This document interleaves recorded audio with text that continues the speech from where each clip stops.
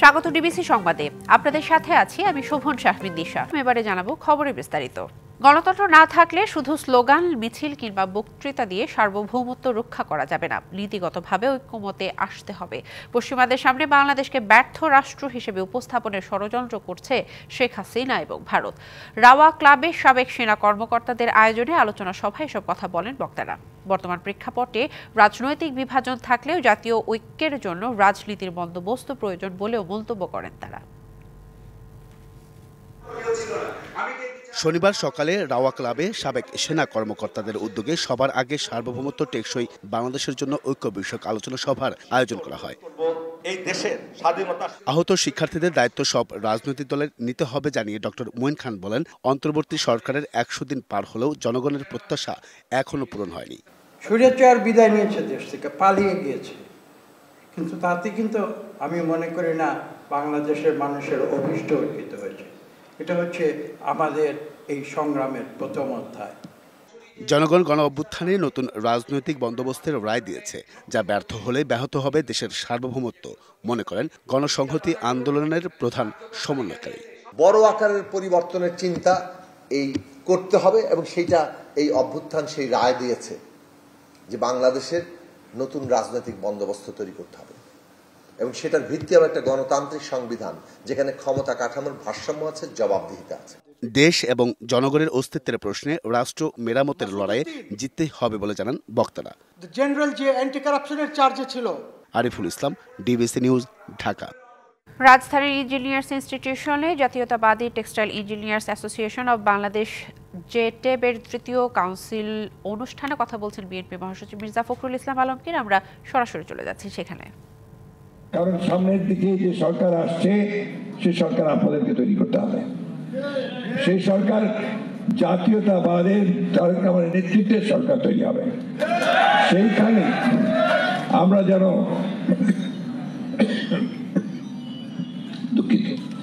যেন সর্বক্ষেত্রে, বিশেষ করে প্রযুক্তির ক্ষেত্রে আমরা যেন সবচেয়ে বড় ভূমিকা রাখতে পারি, অবদান রাখতে পারি এবং নেতৃত্ব দিতে পারি, সেভাবে নিজেকে তৈরি করতে হবে। একটা তো কঠিন সময় পার করছি আমরা। এই সময়টা একটু সতর্কতার সঙ্গে আমাদেরকে অতিক্রম করতে হবে। আমাদের গভর্নমেন্ট অর্থাৎ একটা নির্বাচনের মাধ্যমে সরকার পরিবর্তনের পর্যন্ত তারা এই দায়িত্ব পালন করবে এবং ছাত্র জনতাই তাদের উপর সেই দায়িত্ব অর্পণ করেছে যে তারা কতগুলো মৌলিক বিষয়ে যে সমস্যাগুলো আছে সেই সমস্যাগুলোকে দূর করে সংস্কার সাধন করে একটা উপযুক্ত সুষ্ঠু নির্বাচনের পরিবেশ তৈরি করে দেবেন। তারা কাজ করেছেন, কাজ করে চলেছেন, আমরা তাদেরকে সমর্থন দিচ্ছি। কিন্তু একই সঙ্গে কথা খুব স্পষ্ট করে আমরা বলতে চাই যে বাংলাদেশের মানুষের মূল যে আকাঙ্ক্ষা, সে আকাঙ্ক্ষা হচ্ছে একটা গণতান্ত্রিক রাষ্ট্রে, একটা গণতান্ত্রিক সমাজে সেই আকাঙ্ক্ষাটাকে বাস্তবায়িত করতে আমাদের যে সমস্ত সমস্যাগুলো সৃষ্টি হচ্ছে সেগুলোকে দূর করতে হবে। তার বেশি কিছু করতে গেলে সময় যত বেশি যাবে তত বেশি সমস্যা তৈরি হবে।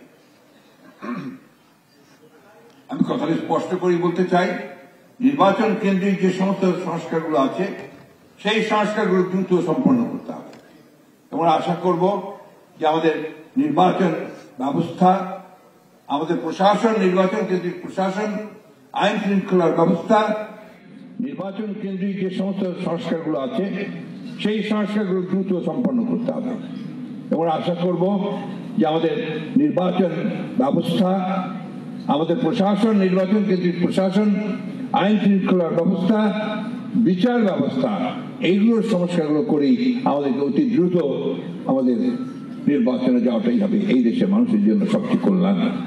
ভবিষ্যৎ বাংলাদেশ কেমন হবে জানালেন প্রধান উপদেষ্টা ডক্টর মোহাম্মদ ইউনূস। বলেছেন, আগামীর বাংলাদেশ হবে ন্যায় বিচার, মানবাধিকার ও বাক স্বাধীনতার উপর ভিত্তি করে। বলেন, এজন্য সামাজিক ন্যায় বিচার ও রাষ্ট্র সংস্কারই এখন সরকারের প্রধান চ্যালেঞ্জ। শনিবার প্যান প্যাসিফিক সোনারগাঁ হোটেলে বে অব বেঙ্গল সম্মেলনে এসব কথা বলেন তিনি। এ সময় সব মানুষের জন্য অন্তর্ভুক্তিমূলক অর্থনীতি গড়ার আহ্বান জানান প্রধান উপদেষ্টা। শনিবার রাজধানীতে সেন্টার ফর গভর্নেন্স স্টাডিজ আয়োজিত বে অব বেঙ্গল সম্মেলন এর উদ্বোধন করেন প্রধান উপদেষ্টা ডক্টর মোহাম্মদ ইউনূস। প্রধান অতিথির বক্তব্যে প্রধান উপদেষ্টা শুরুতেই নতুন বাংলাদেশ গড়তে ছাত্র জনতার অভ্যুত্থানে তরুণদের ভূমিকা তুলে ধরেন। বক্তব্যে প্রধান উপদেষ্টা বলেন, তরুণদের হাত ধরে এগিয়ে যাবে আগামীর বাংলাদেশ, যা হবে ন্যায় বিচার, মানবাধিকার ও বাক স্বাধীনতার উপর ভিত্তি করে। সবাইকে সঙ্গে নিয়ে একটি সমাজ গড়ার আওয়াজ তুলেছেন তরুণরা। আগামীর বাংলাদেশ হবে ন্যায় বিচার, মানবাধিকার ও বাক স্বাধীনতার উপর ভিত্তি করে গঠিত।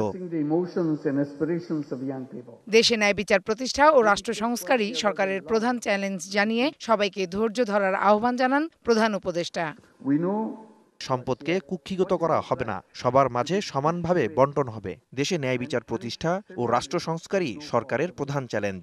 এজন্য সবাইকে ধৈর্য ধরতে হবে। অর্থনৈতিক প্রবৃদ্ধির সুফল সুষম বন্টন নিশ্চিতে সরকার কাজ করছে বলেও জানান ডক্টর মোহাম্মদ ইউনূস। এমন একটি অর্থনীতি গড়ে তুলি যেখানে প্রযুক্তি ও অর্থনৈতিক প্রবৃদ্ধির ফল সবার মধ্যে সমানভাবে ভাগ করা হবে, শুধুমাত্র কিছু বিশেষ সুবিধাভোগীদের মধ্যে সীমাবদ্ধ থাকবে না। তরুণদের মতামতকে গুরুত্ব দিয়ে নতুন বিশ্ব গড়ার বিষয়ে ভাবতে বিদেশি অতিথিদের প্রতি আহ্বান জানান প্রধান উপদেষ্টা। একই সাথে শূন্য কার্বন নিঃসরণ, শূন্য দারিদ্র্য ও শূন্য বেকারত্ব, এই ৩ শূন্যের পৃথিবী গড়ার তাগিদ দেন অন্তর্বর্তী সরকারের প্রধান। Farhana Juthi, DBC news, Dhaka. বিগত বছরে বড় অঙ্কের অর্থ পাচার হয়েছে। পাচার রোধে পদ্ধতিগত স্বচ্ছতা নিশ্চিতের পর ভবিষ্যতে কোনো সরকারই আর টাকা পাচার করতে পারবে না বলে মন্তব্য করেছেন অর্থ উপদেষ্টা ডক্টর সালেহ উদ্দিন আহমেদ। দুপুরে ব্র্যাক ইউনিভার্সিটির ব্র্যাক বিজনেস স্কুলের আয়োজনে financial and economic reforms in Bangladesh শীর্ষক সম্মেলনে তিনি এসব কথা বলেন। বৃহত্তর সংস্কার করতে না পারলেও দুর্নীতির পথ বন্ধ করবে অন্তর্বর্তী সরকার। উপদেষ্টা বলেন, পলিসি উত্তরাধিকার সূত্রে পেয়েছি। এসব সমস্যার সমাধান একটি দীর্ঘমেয়াদী প্রক্রিয়া। এ নিয়ে অন্তর্বর্তী সরকার সাধ্যমতো চেষ্টা করছে বলেও জানান তিনি। আমরা একটা মেসেজ দিয়েছি, ভবিষ্যতে কিন্তু টাকা পয়সা পাচার করা যাবে না, ধরা পড়বে। তখন ধরা পড়ে নাই তাদের বিচারে আনা হবে। এবং একটা মেসেজে ভবিষ্যতে যেন যে কোনো সরকারি, প্রাইভেট সেক্টর হোক, পাবলিক সেক্টর হোক, টাকা পয়সা পাচার করতে পারবে না। এখন তো মহানন্দে করে এই জিনিসটা অন্তর্বর্তী সরকার সংবিধান সংশোধন করতে পারবে কিনা তা নিয়ে সংশয় প্রকাশ করেছেন অ্যাটর্নি জেনারেল। আর পঞ্চদশ সংশোধনীর মাধ্যমে সংবিধানকে কলুষিত করা হয়েছে বলে মন্তব্য করেন নির্বাচন ব্যবস্থা সংস্কার কমিশনের প্রধান ডক্টর বদিউল আলম মজুমদার।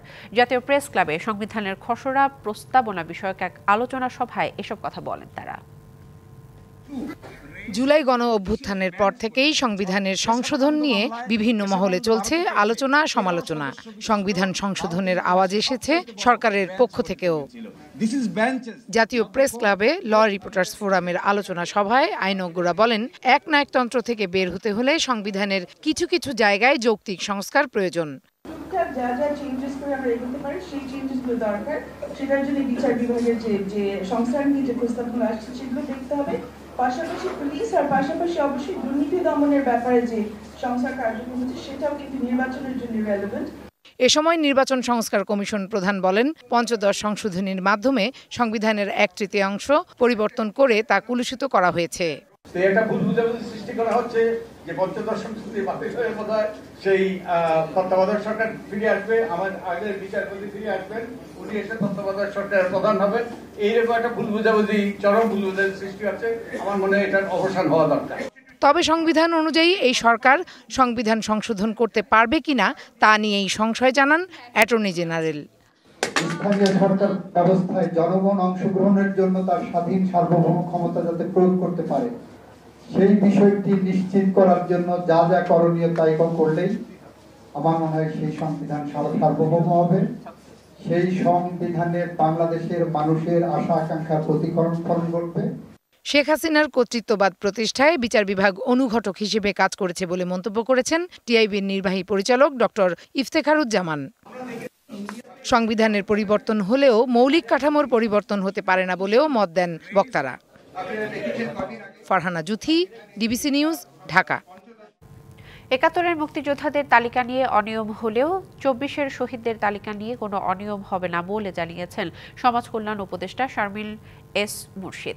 দুপুরে রংপুর শিল্পকলা একাডেমিতে জুলাই শহীদ স্মৃতি ফাউন্ডেশন আয়োজিত বৈষম্য বিরোধী ছাত্র আন্দোলনে নিহত পরিবারের সদস্যদের মাঝে চেক বিতরণ অনুষ্ঠানে তিনি এসব কথা বলেন।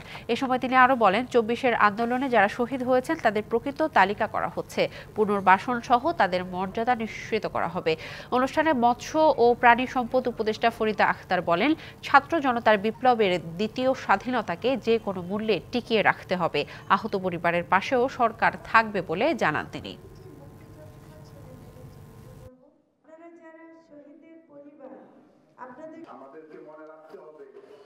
এই ২০২৪ সালে তরুণ সমাজ যেভাবে অন্যায়ের বিরুদ্ধে সোচ্চার হলেন, সেটা সারা বিশ্বকে বিস্মিত করেছে এবং যুগে যুগে এটা নিয়ে গবেষণা হবে। আমাদেরকে এখন ২৪ সালে এসে বলতে হচ্ছে যে আরেকবার স্বাধীন, দ্বিতীয় স্বাধীনতা হচ্ছে, কিন্তু এই স্বাধীনতা তো আর বন্ধ করা যাবে না। এই স্বাধীনতা আমাদেরকে টিকিয়ে রাখতে হবে। গণ অভ্যুত্থানের সময় আন্দোলন করায় প্রবাসীদের নানা হয়রানি ও ভোগান্তিতে পড়তে হয়েছে। সে সময় বাংলাদেশের দূতাবাস এবং মিশনগুলো থেকে কোনো ধরনের সহযোগিতা করেনি বলে অভিযোগ করেছেন প্রবাসীরা। জাতীয় প্রেস ক্লাবে জুলাই আগস্ট গণ অভ্যুত্থান এবং প্রবাসীদের ভূমিকা শীর্ষক গোলটেবিল বৈঠকে রাষ্ট্র সংস্কার ও মেরামতে রেমিটেন্স যোদ্ধাদেরও সম্পৃক্ততা বাড়ানোর দাবি ওঠে। বক্তারা বলেন, প্রবাসীদের স্বার্থ রক্ষায় অন্তর্বর্তী সরকারকে আরও মনোযোগী হতে হবে। অনুষ্ঠানে কমিউনিস্ট পার্টি, গণ অধিকার পরিষদ ও নাগরিক ঐক্যের নেতারা সহ প্রবাসীরা অংশ নেন।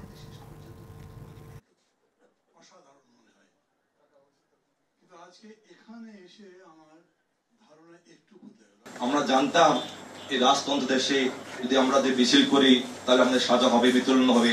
তৎকালীন কন্ট্রোল জেনারেল জামাল সাহেব আমাদের ব্যাপারে ওই গভর্নমেন্টকে বোঝাচ্ছে আমরা জঙ্গলি, স্বাধীনতা বিরোধী এবং যুদ্ধ অপরাধী। ইউরোপে প্রতিবাদ করা আর মধ্যপ্রাচ্যে এক না, তারা জেনে শুনে প্রতিবাদ করেছে। এই ৩৫৭ জন এবং যেই ৩৫৭ জন আপনার মুক্তি পেয়েছে তাদেরকে আমি মনে করি একটা রাষ্ট্রীয় সংবর্ধনা দেওয়া দরকার। কার্যকারিতা হারিয়েছে তৈরি পোশাক খাতের সবচেয়ে বড় সংগঠন বিজিএমইএ। প্রশাসক এবং ১০ সদস্যের প্রশ্নবিদ্ধ সহায়ক কমিটি নিয়ে খুঁড়িয়ে খুঁড়িয়ে চলছে ঐতিহ্যবাহী এই সংগঠন। চলমান শ্রমিক অসন্তোষ সমাধানে কার্যকর ভূমিকা রাখতে পারছে না সংগঠনটি। অস্থিরতা নিরসন করে তৈরি পোশাক শিল্পকে সামনে এগিয়ে নিতে দ্রুত নির্বাচন দিয়ে কার্যকর কমিটি গঠনের দাবি সদস্যদের। দেশে তৈরি পোশাক শিল্প মালিকদের সবচেয়ে বড় সংগঠন বিজিএমইএ। এই খাতে উন্নয়নের পাশাপাশি যে কোনো সংকটে গুরুত্বপূর্ণ ভূমিকা রাখে এই প্রতিষ্ঠান। কিন্তু গত নির্বাচনে কারচুপির অভিযোগে ২০ অক্টোবর পরিচালনা পর্ষদ ভেঙে দিয়ে নিয়োগ দেওয়া হয় প্রশাসক। ২৪ অক্টোবর গঠন করা হয় ১০ সদস্যের সহায়ক কমিটি, যা অনেকটাই প্রশ্নবিদ্ধ। যারা সহায়ক কমিটিতে আছে তারা কিন্তু অনেকেই খুনের মামলার আসামি। ২ জন দেশেই নেই, ২ জন আছে পলাতক। ৩৫ জনের বডি তো আর ৬ জন আর ৭ জনের সম্ভব না। যার কারণে যেই প্রবলেম দেবে অ্যাড্রেস করা দরকার, এই অ্যাড্রেস প্রপারলি হচ্ছে না। ফলে গাজীপুর, আশুলিয়া সহ বিভিন্ন এলাকায় পোশাক খাতে শ্রমিক অসন্তোষ নিরসনে কার্যকর ভূমিকা রাখতে পারছে না সংগঠনটি। প্রশাসক উনিও দেশে নাকি নেই আমি শুনলাম। যদি শ্রমিকদের ন্যায্য পাওনা থাকে তাকে সেটাও মিটাতে হবে। কিন্তু এই বোর্ড যদি থাকতো তাহলে মনে হয় যে আরও বলিষ্ঠভাবে এই সমস্যার সমাধানটা আরও আগেই সম্ভব হতো। দ্রুত নির্বাচন দিয়ে কার্যকর বিজিএমইএ গঠনের দাবি সদস্যদের। এখন যেটা সমস্যা হচ্ছে, মেম্বাররা কিন্তু সঠিক সার্ভিসটা পাচ্ছে না। তবে আমরা যেটা মনে করি যে নির্বাচন হওয়া দরকার, যাতে সাধারণ মেম্বাররা নির্বাচিত প্রতিনিধির মাধ্যমে, যারা নির্বাচিত হয়ে আসবে বোর্ডে, তাদের মাধ্যমে তারা তাদের দাবিগুলো বলতে পারে। সাধারণ মেম্বাররা কিন্তু খুব সচেতন, আগের মতো না। তারা কিন্তু এবার দেখবে কে আন্তরিক, কে কাজ করতে পারবে। নির্বাচনের মেইন ফ্যাক্টর হলো ভোটার লিস্ট। এই ভোটার লিস্টটি যেন ঠিকভাবে তৈরি করা হয়, কারণ আমাদের গত নির্বাচনের কিন্তু ভোটার লিস্ট নিয়ে একটি কমপ্লেন রয়েছিল। সেই কমপ্লেন যদিও কতখানি বাস্তবসম্মত আমি জানি না, বাট এটি একটি সবার মনে যে শঙ্কাটা আছে সেই শঙ্কা দূর হয়ে যায়। নিয়ম অনুযায়ী ১২০ দিনের মধ্যে সুষ্ঠু নির্বাচন দিয়ে নির্বাচিত পর্ষদের কাছে দায়িত্ব হস্তান্তর করবে প্রশাসক। Yusuf Rana, DBC news, Dhaka. পাবনায় আধিপত্য বিস্তার নিয়ে বিএনপির দুই গ্রুপের সংঘর্ষে একজন নিহত হয়েছে, আহত হয়েছে বেশ কয়েকজন।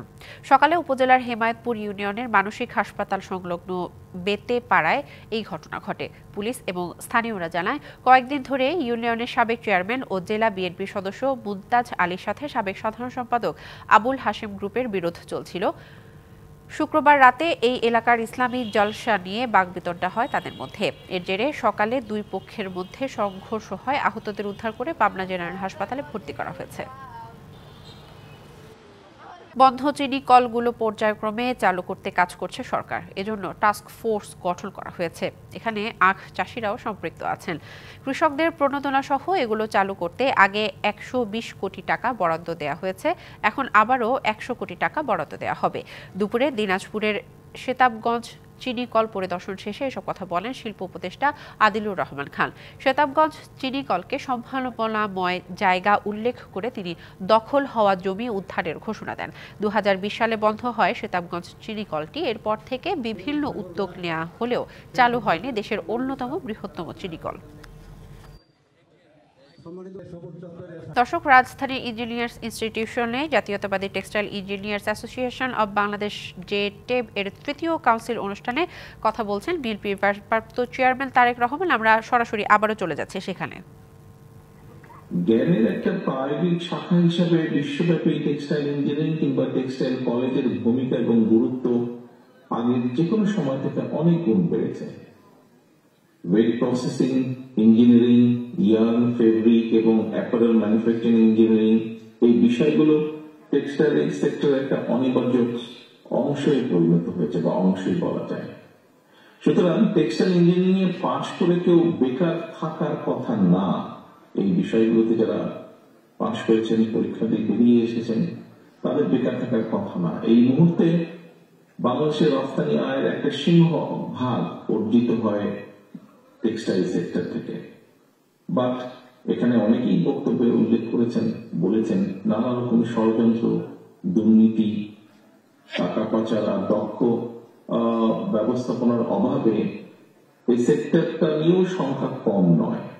সুতরাং জিএসপি সুবিধা আদায় সহ এই সেক্টরে অগ্রাধিকার তালিকায় রেখে আরো কিভাবে নতুন পণ্যের রপ্তানি বাজার তৈরি করা যায়, সেই লক্ষ্যকে সামনে রেখে বিশ্ববাজারে বাংলাদেশের বিএনপির আমদানি রপ্তানির একটি পরিকল্পনা রয়েছে আমাদের।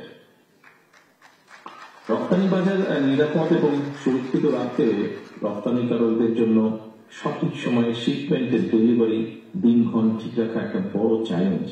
আর এই জন্যই বন্দর ব্যবস্থাপনা ঢেলে সাজানোর পাশাপাশি এটাকে কিভাবে আরো মডার্নাইজ করা যায় এ ব্যাপারেও বিএনপির একটি চিন্তা ভাবনা রয়েছে।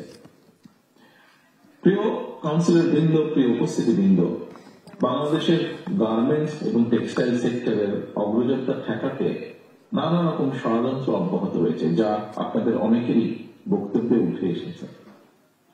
দেশে যে বেগম খালেদা জিয়ার সরকারের সময় দেশে spinning, knitting, weaving, knit, dyeing, woven dyeing, washing, dyeing, local dyeing সহ কারখানার সংখ্যা ছিল প্রায় 10,000-এর কিছু বেশি বলা যায়। কিন্তু বর্তমানে আমরা দেখছি এটার সংখ্যা কমে প্রায় 3,000-এর কাছাকাছি চলে এসেছে 10,000 থেকে, যদি 10,000 উপরে থাকি আমরা। R&D এবং টেক্সটাইল সহ শিল্পের বিরুদ্ধে নানা রকম ষড়যন্ত্র চলছে। সতর্ক থাকার পাশাপাশি রপ্তানি বাজারে আধিপত্য ধরে রাখার জন্য নিজেদের সক্ষমতাও কিন্তু আরো বাড়ানো প্রয়োজন। পাশাপাশি ব্যাকওয়ার্ড লিঙ্কেজ সহ শিল্পের বিকাশ ঘটানো প্রয়োজন। কাঁচামালের জন্য আমাদের যে নির্ভরতা আছে, সেই নির্ভরতাকে কমিয়ে আনার জন্য কার্যকরী পদক্ষেপ নেওয়া প্রয়োজন আগামী দিনগুলোতে।